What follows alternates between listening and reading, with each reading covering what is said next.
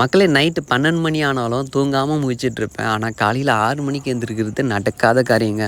காலையில் வேறு சீக்கிரமாக காய் பறிச்சுன்னு வரணும்னு சொல்லிட்டு வீட்டில் சொல்லிட்டாங்க.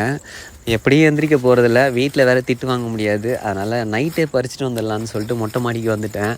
ஒரு 2-3 முருங்கைக்காய் நல்லா முத்தி இருக்குங்க. முதல்ல அந்த முருங்கைக்காவை பறிச்சிட்டோம். பார்த்தீங்கன்னா ஒரு 11:45 இருக்குங்க. இந்த நிலவு வெளிச்சத்தில் இந்த முருங்கைக்காய் பறிக்கிறது நானாக தான் இருக்குன்னு நினைக்கிறேங்க. ரோஸ் ஒன்று நல்லா பூத்துருக்குது. இது வந்து கொத்து கொத்தாக பூக்குதுங்க. ஒரு பூ மட்டும் நல்லா பூத்துருக்கு பாருங்கள், அதை மட்டும் பறித்து எடுத்துக்கலாம்.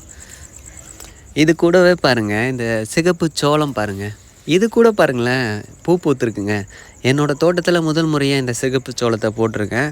இது நல்லா காய்ச்சதுக்கப்புறம் நான் திரும்பவும் காமிக்கிறேன். இந்த பீர்க்கங்காய் பாருங்களேன், ரொம்ப பெருசாக ரொம்ப முத்தி இருக்குதுன்னு நினைக்கிறேங்க. இது சமைக்கிறதுக்கு செட் ஆகாது, அதனால் விதைக்கு அப்படியே விட்டுற வேண்டியது. இதை மட்டும் எடுத்துகிட்டு போக வேண்டியது தான். அவ்வளோதாங்க இந்த வீடியோ பிடிச்சிருந்தால் லைக் பண்ணுங்கள், ஷேர் பண்ணுங்கள். நம்ம சேனலை மறக்காமல் சப்ஸ்கிரைப் பண்ணுங்கள். நன்றி, வணக்கம்.